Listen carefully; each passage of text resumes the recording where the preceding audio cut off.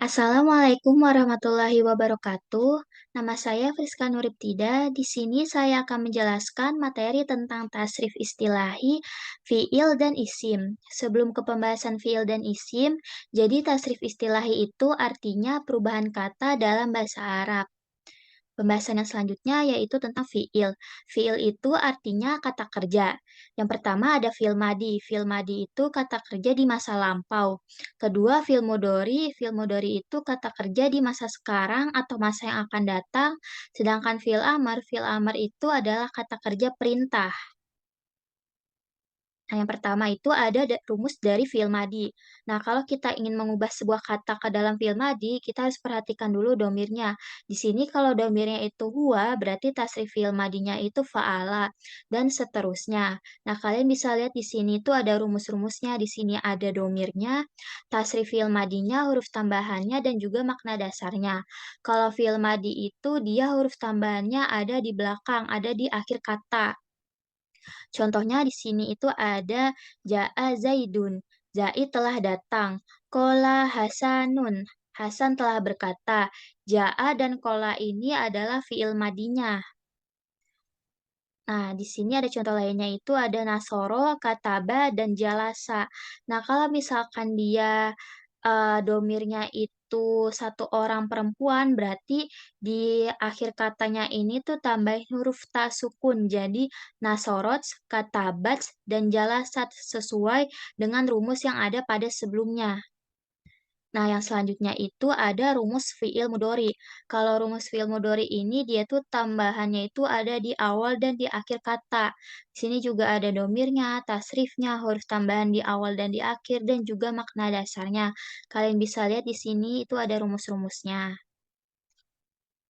Nah, contoh dari fi'il mudhari, yaqulu Muhammadun. Muhammad sedang berkata, yadribu Hasanun aduwahu. Hasan sedang memukul musuhnya. Yaqulu dan yadribu ini adalah fi'il mudhari'nya.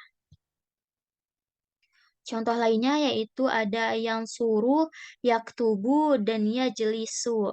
Nah, kalau misalkan dia domirnya itu satu orang perempuan, berarti di depannya itu tinggal ditambahin huruf ta. Jadi, tansoru, taktabu, dan tajlasu sesuai dengan rumus yang ada pada sebelumnya. Nah, yang selanjutnya yaitu rumus fi'il amar sama seperti sebelumnya. Di sini ada kata gantinya, arti, contoh, dan di sini ada rumus-rumusnya. Kalian bisa lihat. Jadi di sini contohnya ada izhab. Jadi tinggal tambahin huruf kasroh aja, terus sukun, terus fathah dan sukun. Nah, kalian bisa lihat di sini rumus-rumusnya dan tapi juga masih tetap mengikuti kata ganti atau domirnya. Nah, di sini contoh fi'il amr itu ada iftah baba, bukalah pintu itu. Terus ada idrib aduwaka, pukullah musuhmu. Contoh lainnya yaitu ada unsur, uktub, dan ijlis. Nah, jadi intinya kalau fi'il itu dia ngikutin sesuai dengan domirnya, kata gantinya itu apa gitu, baru bisa ditasrifkan sesuai dengan domirnya. Nah, pembahasan yang selanjutnya yaitu ada isim masdar, fa'il, dan maf'ul. Isim masdar adalah isim bentuk benda dari kata kerja, sedangkan isim fa'il itu untuk pelaku atau subjeknya, sedangkan kalau maf'ul itu untuk objek.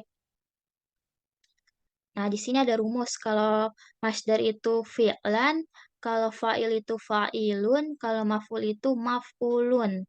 Nah, tapi ada juga beberapa yang bilang kalau masdar itu tuh nggak ada rumusnya deh. Jadi kita tuh harus hafalin kata bendanya sendiri. Nah, contoh di sini ada contoh isi masdar. Kalau misalkan dia madinya itu nasoro, mudorinya yang suruh, masdarnya nasron. Jadi telah menolong, akan menolong pertolongan. Selanjutnya ada kataba, yaktubu, dan kitabatan. Telah menulis, akan menulis, dan tulisan. Selanjutnya ada contoh isim fa'il. Kalau madinya itu dia nasoro, berarti isim fa'ilnya itu nasirun, telah menolong, orang yang menolong. Nazoro, Nazirun telah melihat orang yang melihat. Nah, ini perubahannya itu sesuai dengan rumus yang ada pada sebelumnya. Nah, yang selanjutnya itu ada contoh isim maf'ul. Kalau madinya fataha, berarti maf'ulnya maftuhun, telah membuka yang dibuka. Terus nazoro, manzurun, telah melihat dan yang dilihat. Nah, ini perubahan isim maf'ulnya itu sesuai dengan rumus yang ada pada sebelumnya. Nah, pembahasan yang selanjutnya adalah isim zaman dan isim alat. Isim zaman adalah isim yang menunjukkan waktu, sedangkan isim alat adalah isim yang menunjukkan alat. Di sini ada rumus isim zaman. Rumus isim zaman itu adalah maf'alun. Contoh isim zaman di sini ada subuhun, fajrun, zuhrun, asrun, maghribun, dan isya'un. Selanjutnya adalah rumus dari isim alat.